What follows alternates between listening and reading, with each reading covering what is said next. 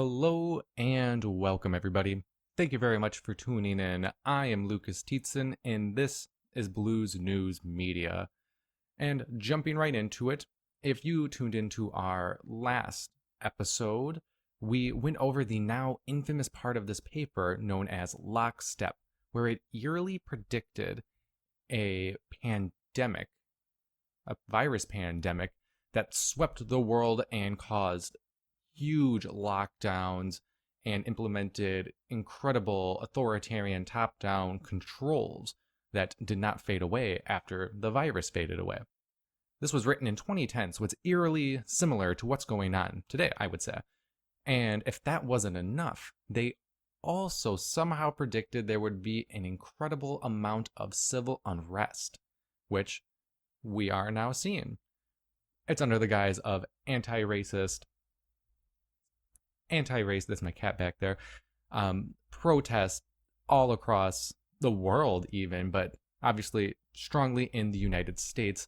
I would say that a lot of that also is focused on just government hatred as well, but I understand the movement and the optics.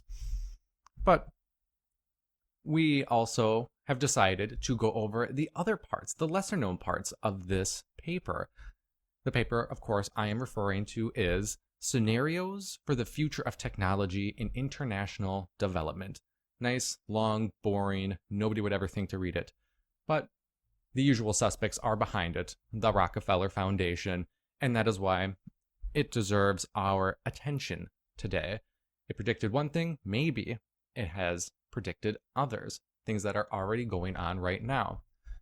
Now, let me just scroll right down to it. Naturally, I'm going to have the show notes, this in the show notes, because I strongly recommend that you yourself go ahead and read this, because it's fascinating, it's scary, and it's just chock full of insight. But this part of the paper is called Clever Together, with a subtitle of A World in Which Highly Coordinated and Successful Strategies Emerge for Addressing Both Urgent and Entrenched World Issues. Of course, global problems require global solutions, and who will bring about those global solutions? A global power structure, of course. So, we're going to dive right into it now. The paper opens with, the recession of 2008 to 2010 did not turn into the decades-long global economic slide that many had feared. In fact, quite the opposite. Strong global growth returned in force, with the world headed once again toward the demographic and economic projections forecasted before the downturn. India and China were on track to see their middle classes explode to 1 billion by 2020. Megacities like Sao Paulo and Jakarta expanded at a blistering pace as millions poured in from rural areas. Countries raced to industrialize by whatever means necessary. The global marketplace bustled. But two big problems loomed. First, not all people and places benefited equally from this return to globalized growth. All boats were rising, but some were clearly rising more. Second, those hell-bent on development and expansion largely ignored the very real environmental consequences of their unrestricted growth. Undeniably, the planet's climate was becoming increasingly unstable. Sea levels were rising fast as countries continued to build out coastal megacities. In 2014, the Hudson River overflowed into New York City during a storm surge, turning the World Trade Center site into a 3-foot-deep lake. The image of motorboats navigating through Lower Manhattan jarred the world's most powerful nations into realizing that climate change was not just a developing world problem. That same year, new measurements showing that atmospheric carbon dioxide levels were climbing precipitously created new urgency and pressure for governments, really for everyone, to do something fast. Now, not to get too controversial, I'm sure, there is climate destruction, degradation. Is it the one that we have been spoon-fed, the climate change, the heating of the planet? I don't necessarily know. I know there's a lot of evidence to go against that. But what I'm really going to focus on today regardless of what you believe, whether climate change is real, global warming is real, there's a global cooling period. I don't care where you stand. The main point I want to focus on here is that governments, not even governments, but global power structures are going to come along and they're going to dictate your life. They'll have solutions. You'll have something to do with it. I mean, as it says right here, new urgency and pressure for governments, really for everyone, to do something fast. This is not going to be some, far away distant plan in a far away distant place. These solutions are coming to your doorstep. And that is why we need to read this. That's why we need to know what they have in mind exactly. And it continues with, in such an interconnected world where the behaviors of one country, company, or individual had potentially high impact effects on all others, piecemeal attempts by one nation here, one small collective environmental organizations there, would not be enough to stave off a climate disaster, or for that matter, to effectively address a host of other planetary scale problems. And I do want to make this point real quick. All throughout this paper, it's mainly focused on climate change. Climate change is the big issue here, but they always hint at other planetary problems. Because I guarantee you, if power structures, you give them an inch, they take a mile. We may fix and even conquer climate change. Well, then there's going to be other issues that need to be addressed. And with those other issues, we will need more central authority to dictate what we can and cannot do. It's all just getting their foot in the door so they can get a little farther into your daily life. But I just wanted to make that point. Like, it's not just climate change. They're going to come for other problems to have their own solutions at the ready. But it continues with, but highly coordinated worldwide strategies for addressing such urgent issues just might. What was needed was systems thinking and systems acting on a global scale. Systems thinking. We need artificial intelligence. This is not a new idea, a new, revolutionary thing of having artificial intelligence not only, take in all of our data, but then craft solutions and dole out answers. Looking at this here, in regards to the COVID-19 world that we are now forever going to live in, unless everybody does something about it, you have this here. Is AI ready to help diagnose COVID-19? I'm going to reference a lot of articles. I'm not going to read all of them. I just wanted to show you that the question's already being talked about here. COVID-19, global problem. Artificial intelligence could provide a global solution. And that is scary.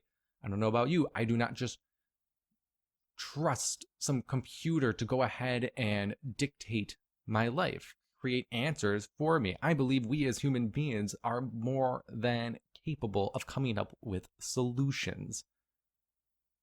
It gives me the creeps, to be honest. It continues with, international coordination started slowly, then accelerated faster than anyone had imagined. In 2015, a critical mass of middle income and developed countries with strong economic growth publicly committed to leveraging their resources against global scale problems, beginning with climate change, others to follow. Together, their governments hashed out plans for monitoring and reducing greenhouse gas emissions in short term and improving the absorptive capacity of the natural environment over the long term. In 2017, an international agreement was reached on carbon sequestration.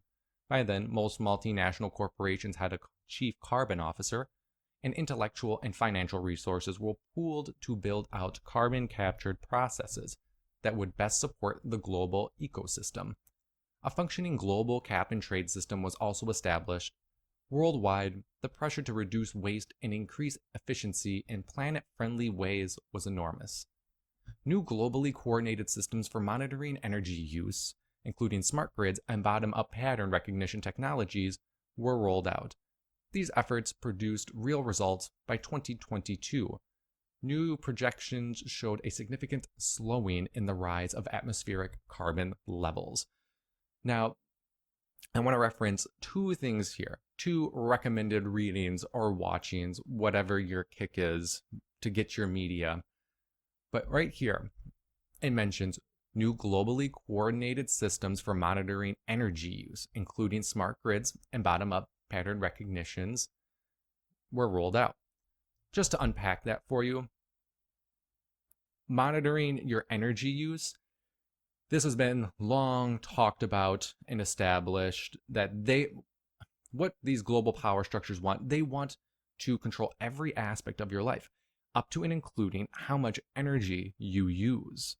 There will be energy credits that you will have doled out every month and will be allotted, and you will get to decide how you will spend this beautiful magical energy coins, points, how they're going to roll it out to make it seem cool and normal. Oh, it's only a point to charge up my slave device. Oh, great.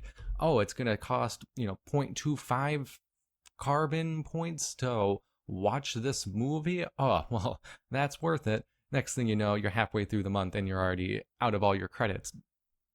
I'm just saying that is coming, and the smart grid, technology, smart cities is how it's going to be used. The Internet of Things is going to play a big part in this rolling out of technology to save the planet from climate change.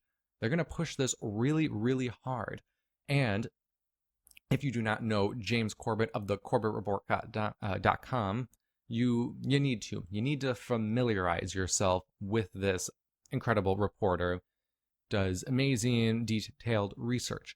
So I'm going to recommend two things for you that he has discussed about. The first one is, and especially in regards to the smart cities, it is the 5G Dragnet, where he talks about not so much the dangerous health implications of 5G, even though those are grand and need to be talked about, but it also talks about the mass surveillance and the complete control of society through this dangerous technology.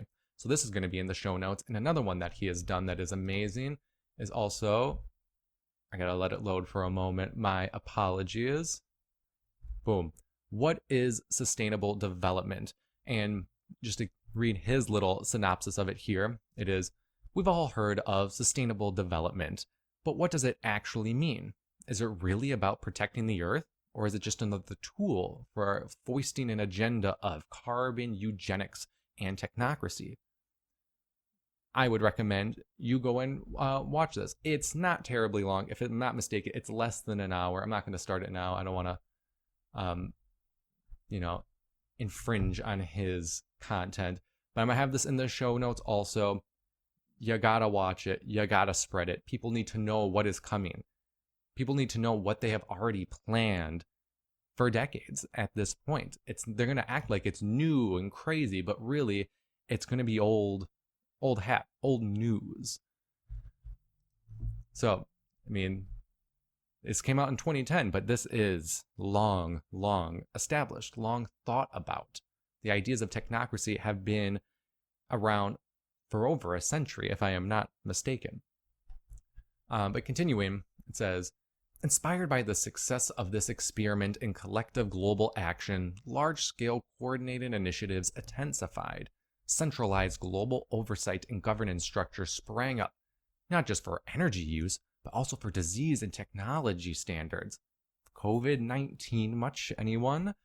Such systems and structures required a far greater levels of transparency, which in turn required more tech-enabled data collection, processing, and feedback.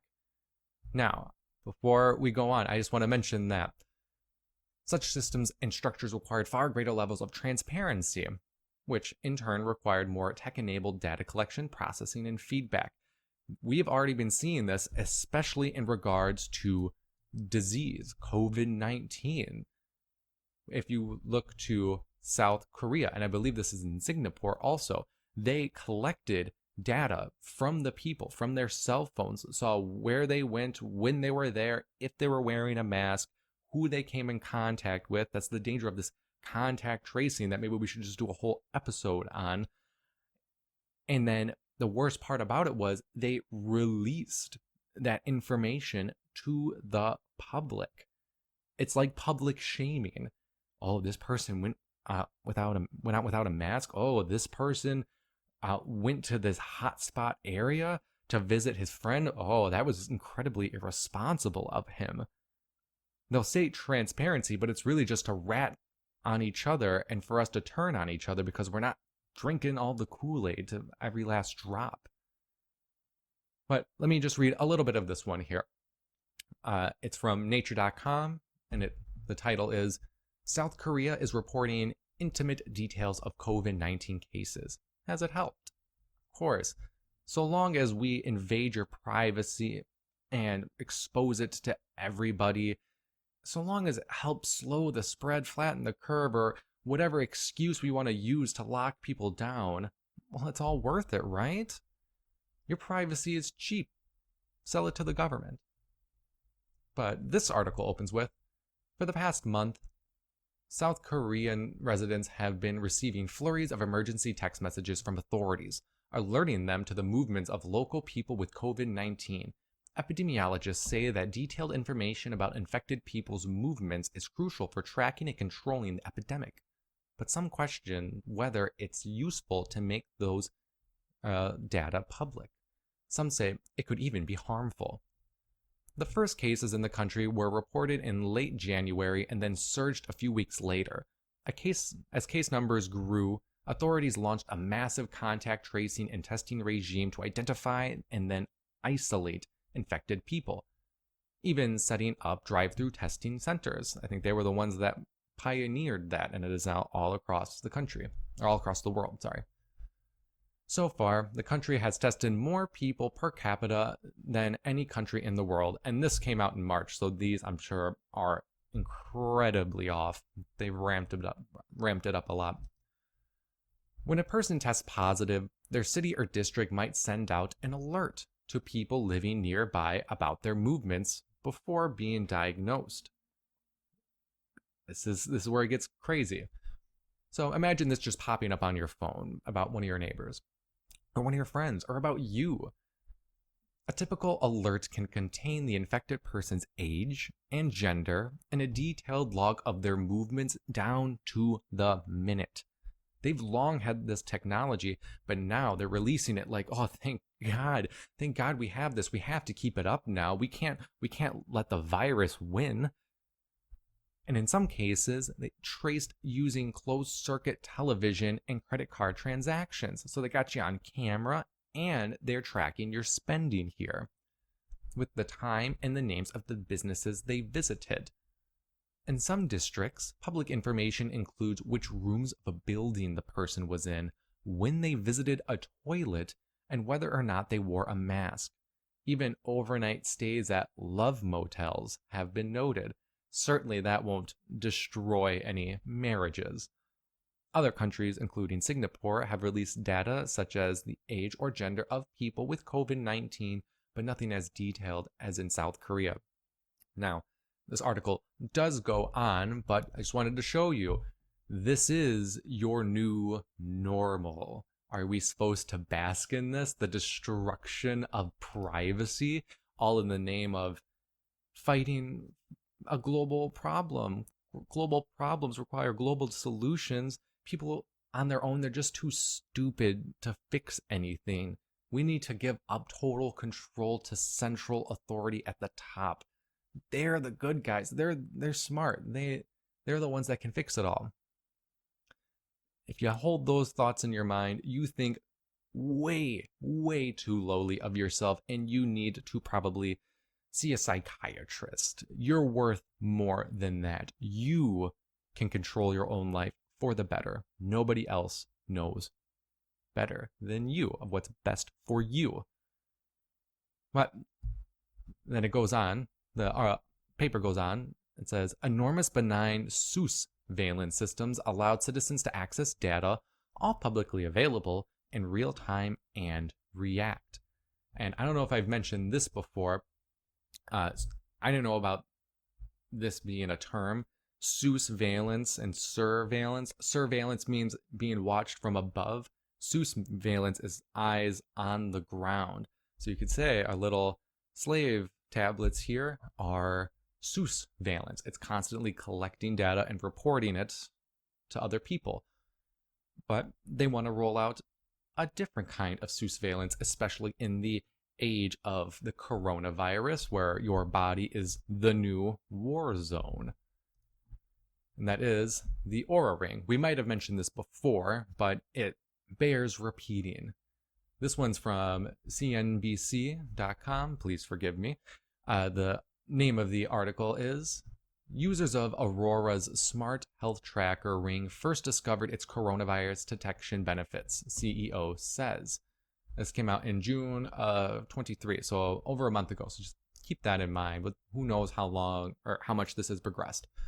But just to read a little bit of it, it opens with, when the NBA travels to the Orlando bubble to resume their season, the league is providing players and staff with a smart ring that can help as an early predictor of coronavirus.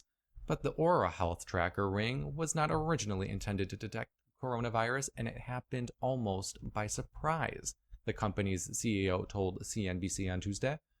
The titanium ring was originally intended to provide its users with an overall picture of their health by looking at their movement, sleep, and other functions. But its users began noticing that changes in their overall health score could be early predictors for their illness. I just like the term health score. You have your social credit scores in China. You have them here too. They're just a little bit more discreet. And now we have health scores. Are you eating okay? Certainly not going to have health problems in the future and be a burden on the tax-paying system. But it's just a little side thing. It started with our users. Harpreet Rai, if I'm pronouncing that right, Chief Executive Officer of Oura, said in Squawk Box interview. One user of ours in Finland was traveling in early March. His scores were normally in the 80s or 90s, and he noticed his readiness score dropped to 50, and that caused him to get tested. He was positive for coronavirus. The Oura ring costs upwards of $300 and measures and logs data ranging from sleep and body temperature to heart rate and respiratory function. Researchers said the device has been successful in recognizing COVID-19 symptoms up to 3 days in advance with 90% accuracy. I think in the last episode, I've reported on it, I think a couple of times. This is, again, old news. Back in 2019, the Pentagon was talking about how they have artificial intelligence algorithms that are able to predict whether you're going to get sick 2 days before you start showing symptoms. But again, they establish these technologies and then they just wait for the right moment to release it into the public mind, and then we act like, whoa, this is so cool, when really it's old. We've already had it. They're just rolling it out for you. And now, a nice nifty sousveillance, you're going to have a pretty little ring that you can wear on your finger that's going to track all of your biometric data, shoot it off, and as soon as you probably start to show signs, it's not a far stretch. You've seen how people have gone crazy mad in these scenarios that people will call for once you start to show signs, to have people in these hazmat suits show up to your doorstep and they test you for the coronavirus. Or they take you away to an isolation center. This isn't far off conspiracy theory mumbo jumbo. This is people panicking when they are afraid and they want to feel protected by any means necessary, up to and including ripping families apart because somebody got a case of the sniffles. Getting back to the paper, though, it goes on to say that nation states lost some of their power and importance as global architecture strengthened and regional governance structures emerged.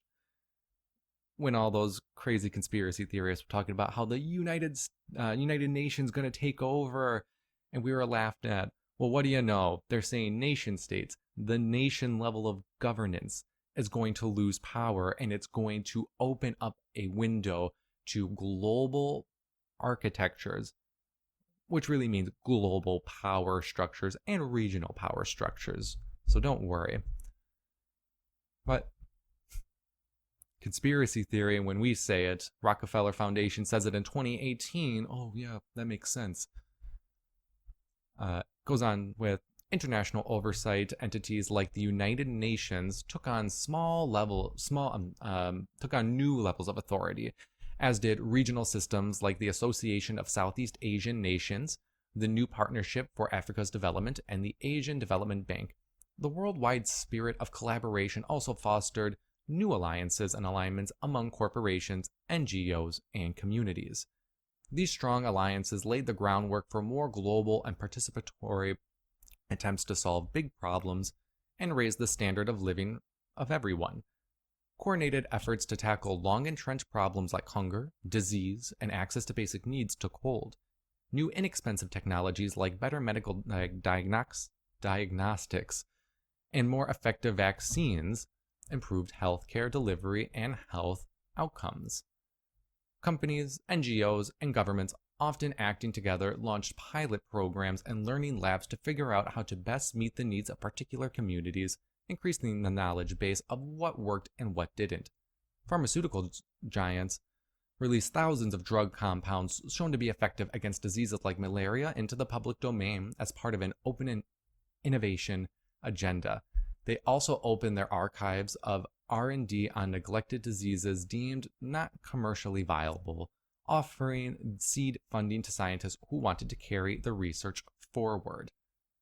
There was a push for major innovations in energy and water for the developing world, as those areas were thought to be key to improving equity. Better food distribution was also high on the agenda, and more open markets and South-South trade helped make this a reality.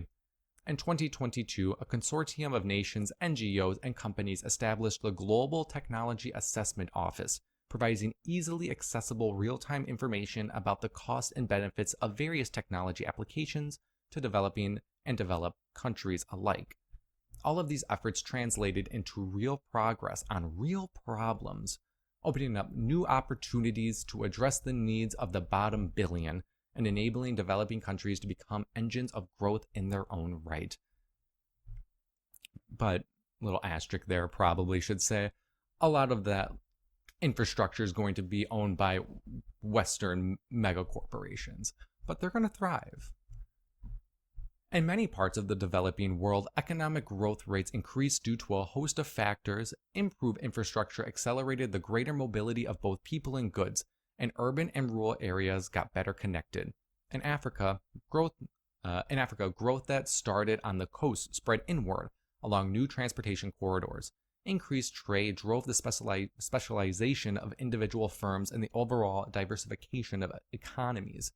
In many places, traditional social barriers to overcoming poverty grew less relevant as more people gained access to a spectrum of useful technologies, from disposable computers to do-it-yourself windmills.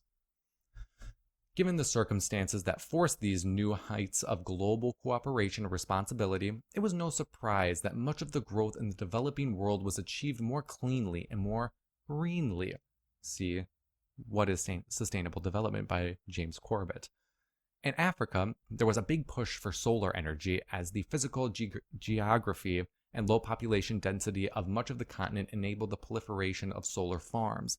The Desert Tech Initiative to create massive thermal electricity plants to supply both North Africa and, via undersea cable lines, Southern Europe was a huge success. I did find that funny, just as a side note. Even in a hypothetical paper here, we still have Europe mooching off of the land of Africa. I just thought that was humorous. By 2025, a majority of electricity in Maghreb was coming from solar, with exports of that power earning valuable foreign currency. The switch to solar created new sun jobs, drastically cut CO2 emissions, and earned governments billions annually.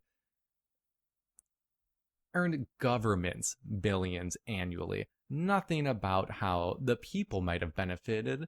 The governments got the big payout of billions of dollars. India exploited its geography to create similar solar valleys, while decentralized solar power drip irrigation systems became popular in sub-Saharan Africa. Excuse me. Reduced energy dependency enabled all of these countries and regions to better control and manage their own resources. In Africa, political architecture above the nation-state level, like the African Union, strengthened and contributed to a good governance drive. Regional integration through the Common Market for Eastern and Southern Africa and other institutions allowed member nations to better organize to meet their collective needs as consumers and increasingly as producers. Over the course of 2 decades, enormous strides were made to make the world less wasteful, more efficient, and more inclusive. But the world was far from perfect. There were still failed states and places with few resources. Moreover, such rapid progress had created new problems. Rising consumption standards unexpectedly ushered in a new set of pressures. The improved food distribution system, for example, generated a food production crisis due to greater demand. And that's happening right now. Maybe not in the sense that, we're excelling, we're becoming more interconnected. People are going to not know what want is. There is most certainly an engineered food crisis on the horizon.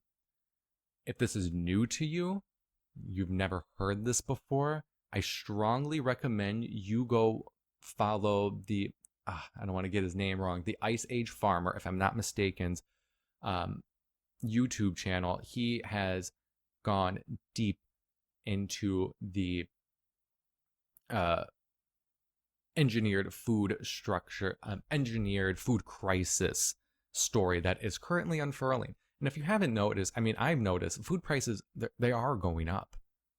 And it's a little scary of where the hell it could end up, because the less food there is on the shelf, you can't just go and buy it at the store. The more dependent you are going to be on the state, and you are going to demand the state take over control of the food production process. Let's not let that happen. Try and plant a garden. Just saying. Follow that guy. I'll put his, try and remember to put his channel in the show notes for everybody to go and watch him. To close this out though, indeed, demand for everything was growing exponentially. By 2028, despite ongoing efforts to guide smart growth, it was becoming clear that the world could not support such rapid growth forever. Ooh. What a way to end that. Incredibly horrifying. So that was basically the written portion of Clever Together that they have written. But we like to go all the way. We're going to read every little bit of this and see all the weird connections that are happening even in our world today, and how the things that they predict could easily come about tomorrow. But we have headlines. What's in the headlines? We have global economy turns the corner. Everything's turning up roses. Radical U.S. and China emissions targets signal new era in climate change negotiations. The moving away from big oil, because big oil is already divested from oil and has moved into the data and green infrastructure where they stand to make hundreds of billions, if not trillions of dollars. We're not going to mention that, but that's on the horizon. InfoCruncher is grad's job of choice as data era dawns. Data is the new oil, which is a very common term we will hear more and more.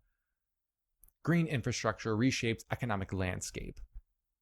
At first, U.S. solar power cheaper than coal, which I found incredibly interesting because I thought I heard that, and I did. This is from The Guardian, 4 months old, but just to show you, wind and solar plants will soon be cheaper than coal in all big markets around the world, analysis finds. Now, I'm not going to read too much of this, but isn't that funny? 2010, they predicted this. I'm sure everybody knew it was coming, but nonetheless, it was in there. And I do want to mention this. While some countries are moving faster than others, the analysis by Carbon Tracker Initiative, a climate finance think tank, found renewable power as a cheaper option than building new coal plants in all large markets, including Australia, and was expected to cost less than electricity from existing coal plants by 2030 at the latest. And this carbon tracker thing is really what I want to mention here. I thought it was weird. They're the ones that saying, oh yeah, this is where the world's heading to. I looked into Carbon Tracker Initiative. You look at their funders. It's like Bloomberg, if I'm not mistaken, the Rockefeller Foundation, all the typical big name suspects that, pop up everywhere, is behind this think tank that is saying, oh, look, this is happening. And oh, look, they predicted it back in 2010. Then you have Transparency International reports 10th consecutive year of improved governance. Good governance for who, I would ask. And a consortium of foundations launched third green revolution as food shortages loom, which is scarily on the horizon, as we can see even right here. This is from CNN. Again, please forgive me.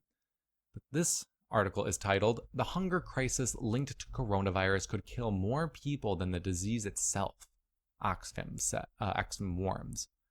Just to read a little bit of this here, the article opens with, "The coronavirus pandemic has already claimed over 500,000 lives across the world, with case numbers continuing to rise.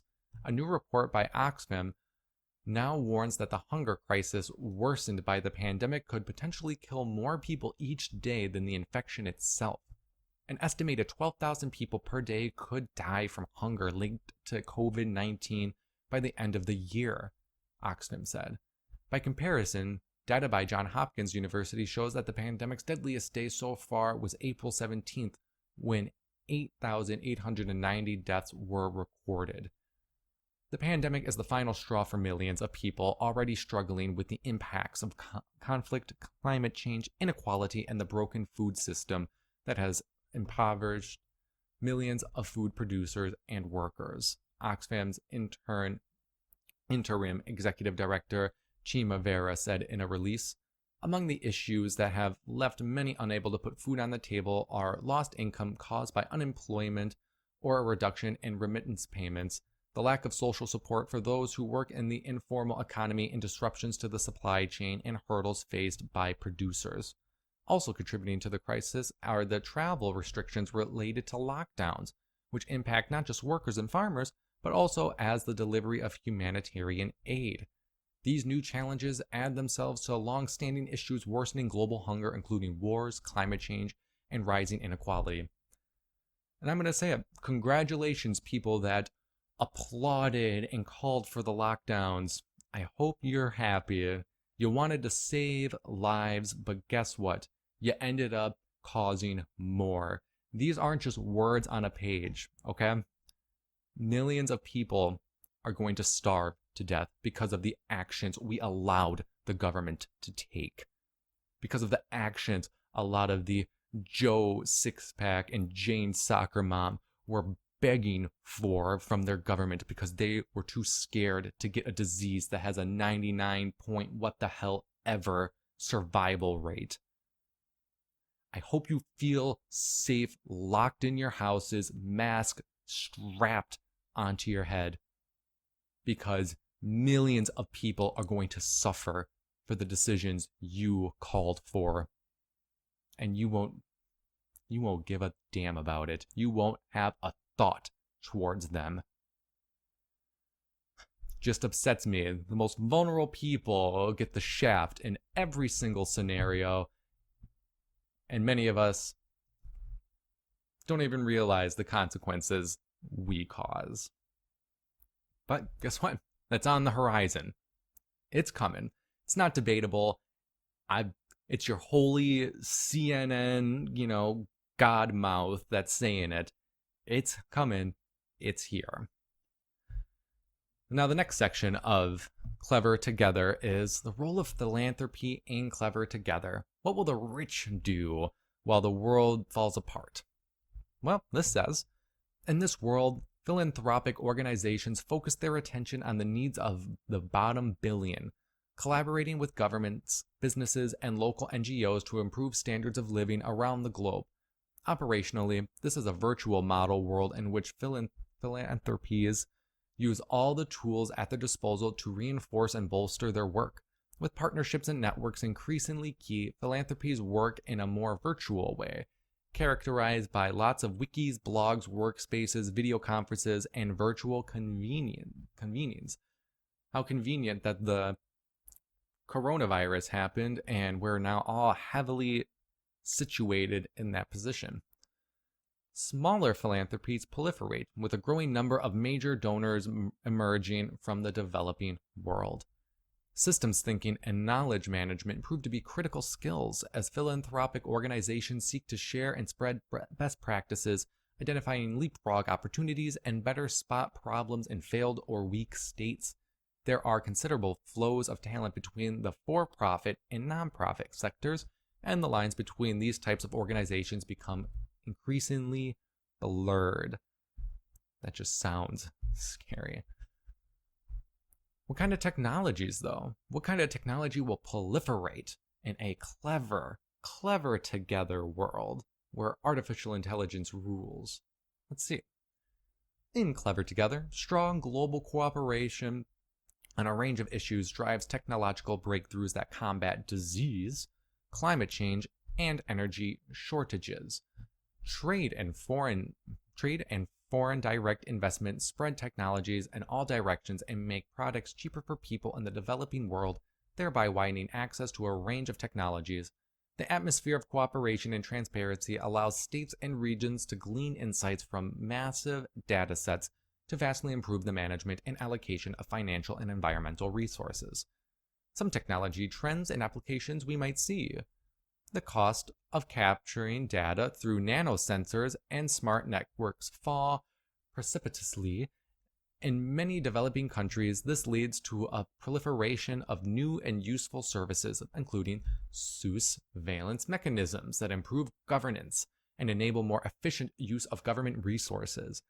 Once again, like I was saying, going back to this Oura ring that we will probably all be wearing, I wouldn't be surprised that it's going to collect data and it's going to give it up to the government so they can decide how to best lord over you, how to rule your being.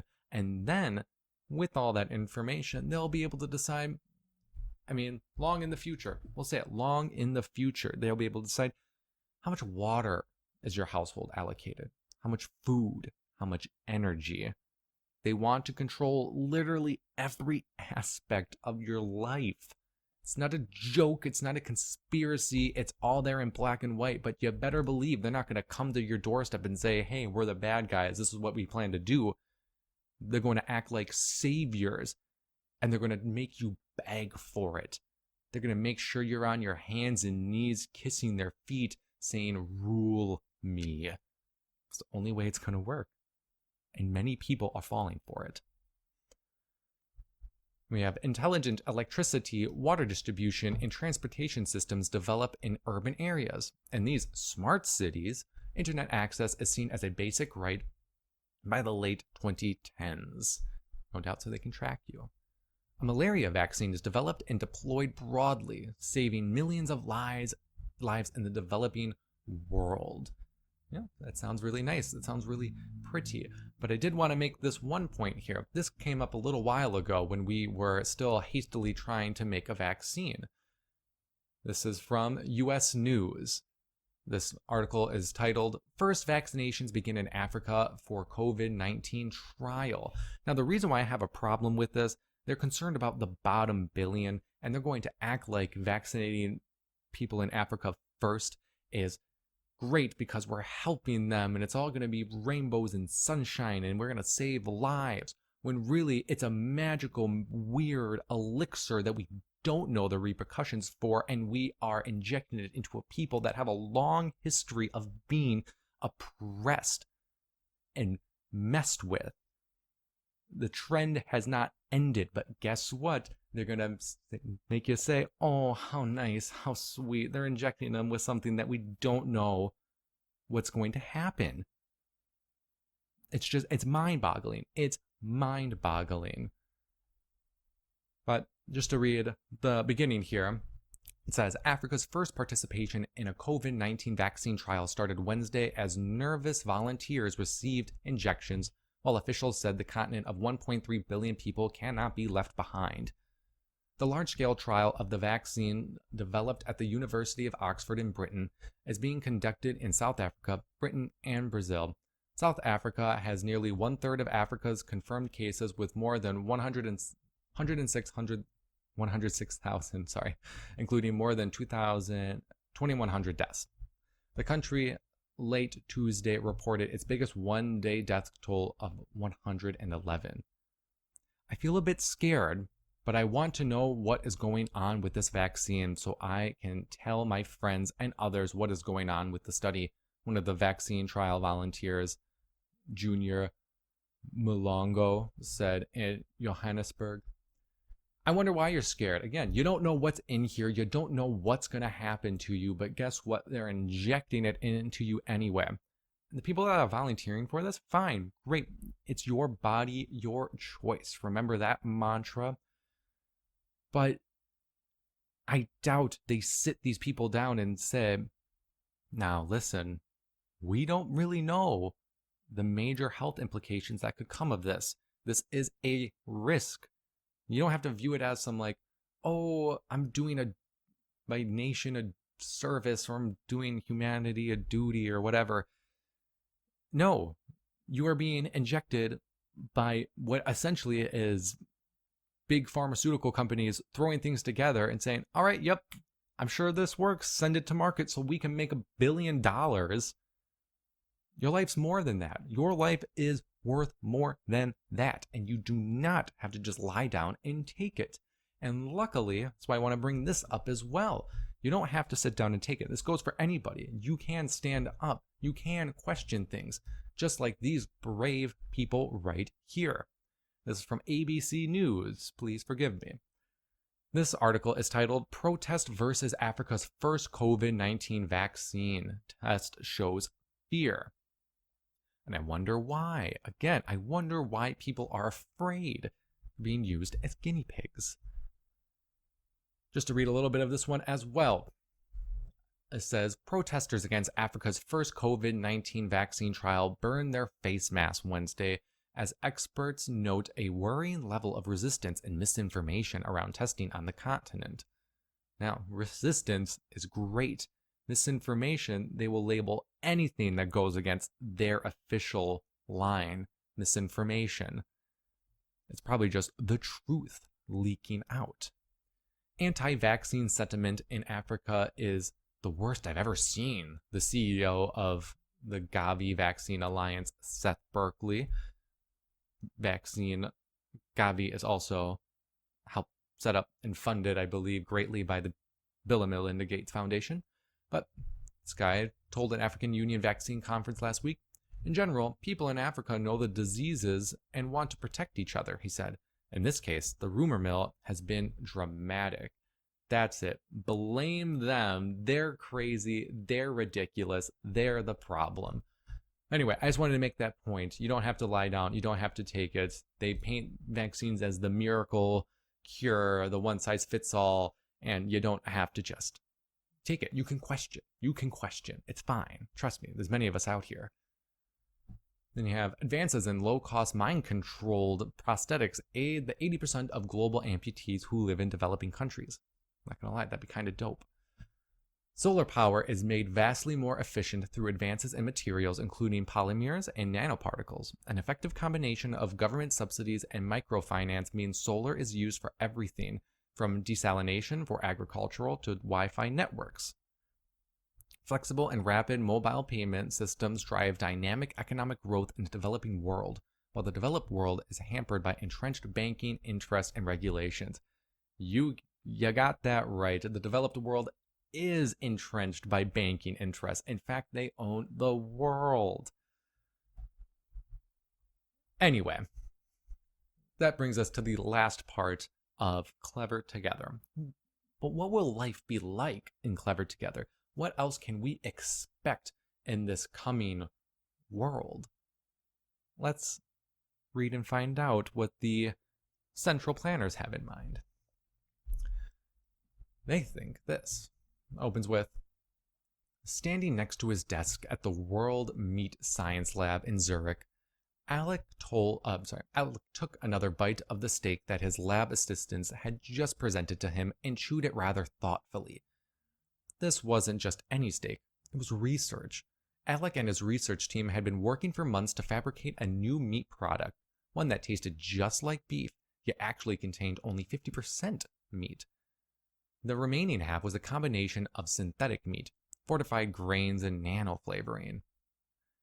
Finding the right formula for that combo had kept the lab's employees working around the clock in recent weeks, and judging from the look on Alec's face, their work wasn't over.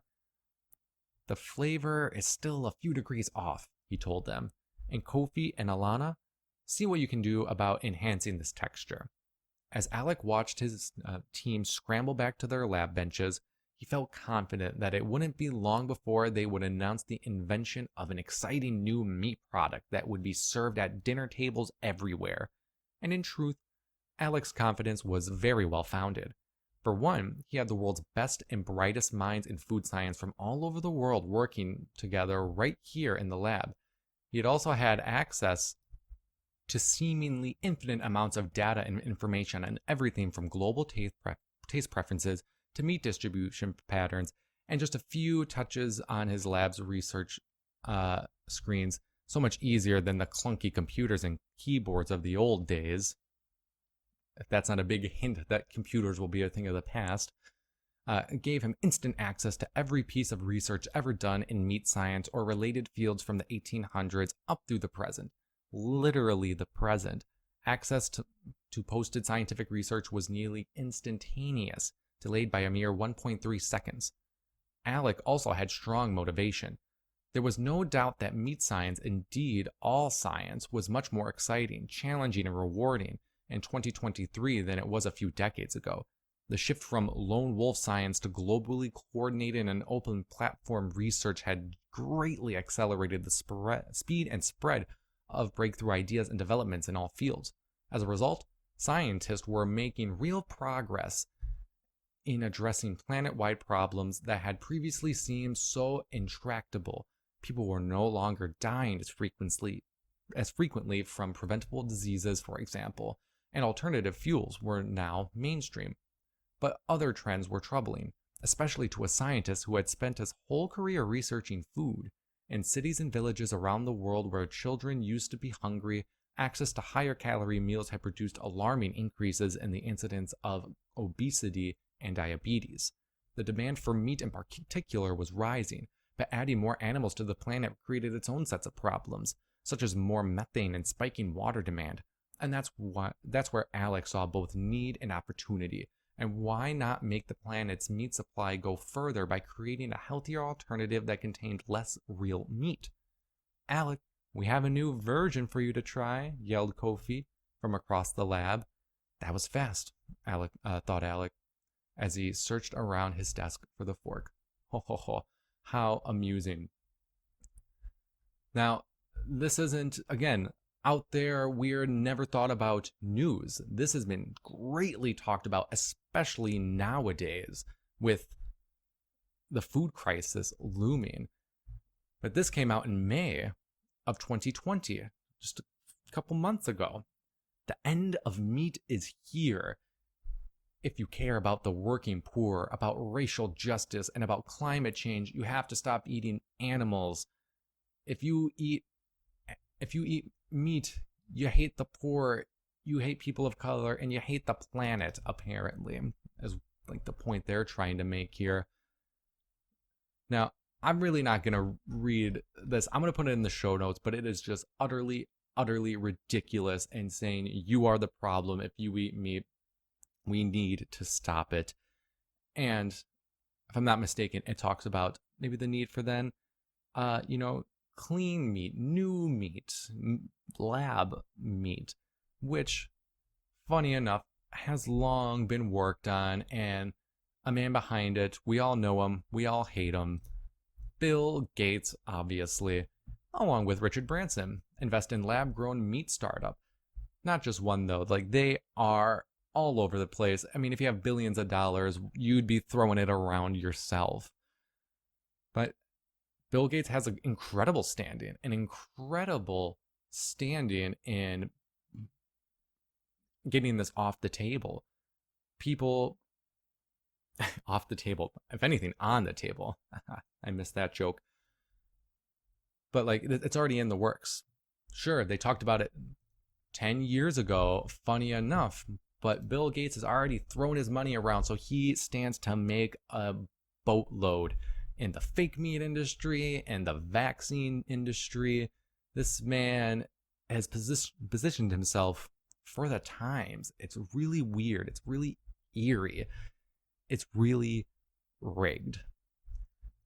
Anyway, that about wraps up everything I had for you guys today. As always, I'll put all of these in the show notes for you to read yourselves. I greatly encourage you to not only read all of the articles that are presented, but read this paper. Read Lockstep over again. Get yourself familiar. What are they thinking? What are they planning? It's crucial. It's crucial to know. And just like how we reference Lockstep a lot, I am very positive that we will reference Clever Together a lot, as well as the global agenda unfurls. But thank you very much for listening. I appreciate each and every one of you that tunes in. I appreciate all my subscribers, which incredibly, I'm actually getting some. Who would have thought? So please, as always, if you can show a little bit more love, support, make sure to follow us on Twitter, Facebook. We're on Minds. We're on YouTube. We're on BitChute. We're on Library. If you do not want to contact me through any of those, mediums, I do have an email specifically set up for this channel, and that is bluesnewsmedia@protonmail.com. Please do not be a stranger. Message me if you have a really good story, really good article that you think needs to get out to the world. I would love to report on it. Maybe you just want to let us know how we're doing. Maybe I got something wrong. You need to let me know. Whatever it is, don't be a stranger. My email is open to all of you. Now, as always, thank you very much for tuning in. Hopefully it will not be that long until I get to speak to you all again. But if you do take one thing away from this episode, hopefully it will be this: ignorance isn't bliss.